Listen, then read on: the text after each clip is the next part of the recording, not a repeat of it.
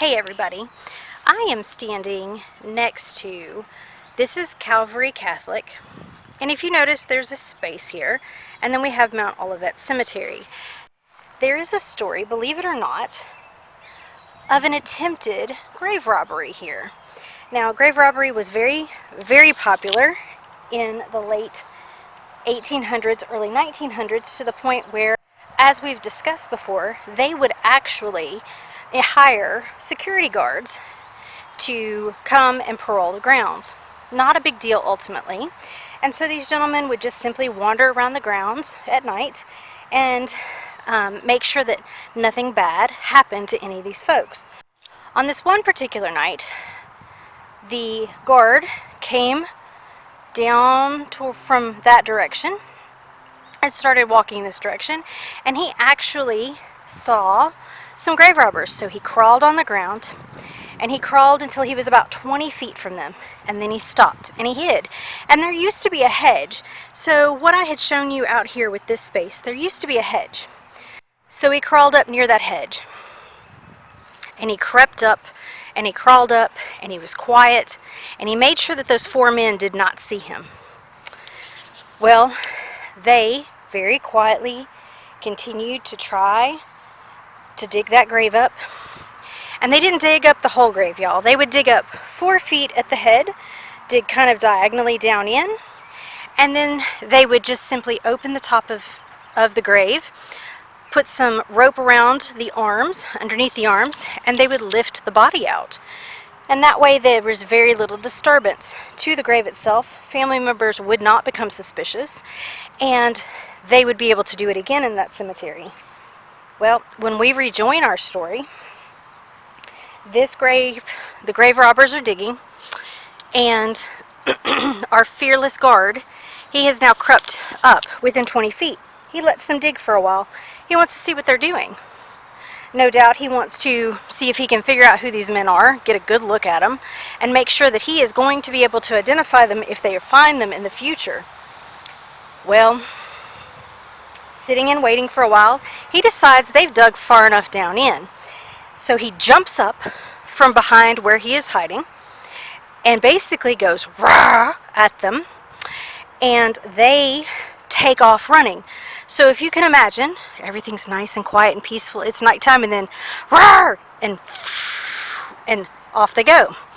Well, there's a gentleman who lives just north of the cemetery here, which he would live this direction because this would be north.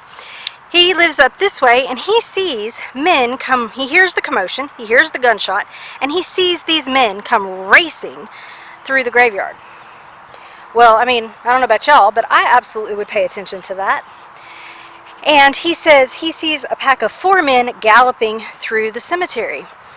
He also sees one of those men collapse, and he's paying attention. His buddies stop. I guess they were good men in the whole getaway thing. They stop, they pick him up, and they help him off towards Lebanon Road, which you guys can hear, and it actually sits just right down here. You can see the buildings. Lebanon Road sits right down there. So they help him there, where they are able to make their getaway. The guard, now that the danger has passed, goes back to the grave, and he checks on things.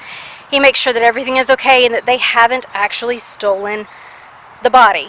Well, luckily enough, they have not. But what he does find at the grave, he finds a spade. He finds a gunny sack. And he finds a piece of rope. They've taken off so fast, having been startled, number one, and number two, having been shot at, which I think I would take off too.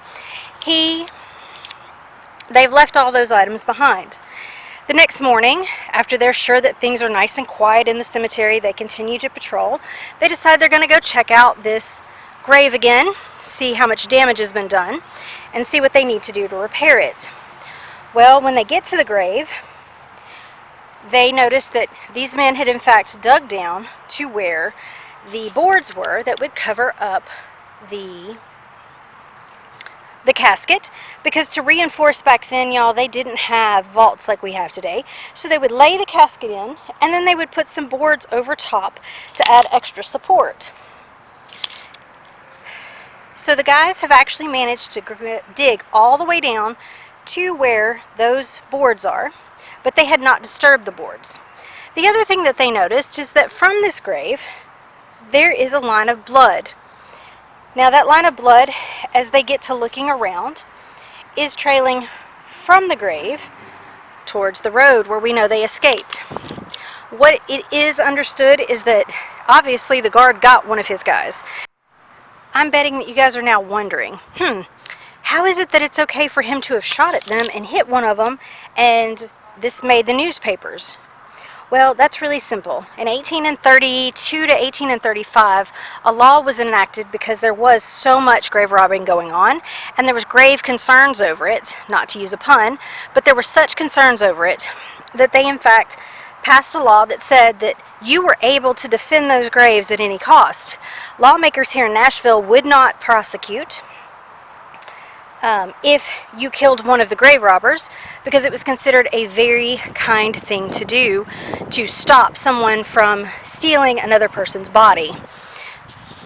So there was no fear of repercussions on that one. But somewhere along this lovely line of graves lies Miss Ferguson. Her grave was in fact covered back up, watched very closely for the next few weeks until her body would have been rendered no longer usable for medical purposes. And she still rests here in Mount Olivet today.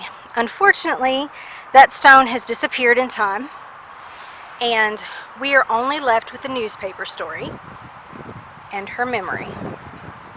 I hope you guys enjoyed this story from beneath.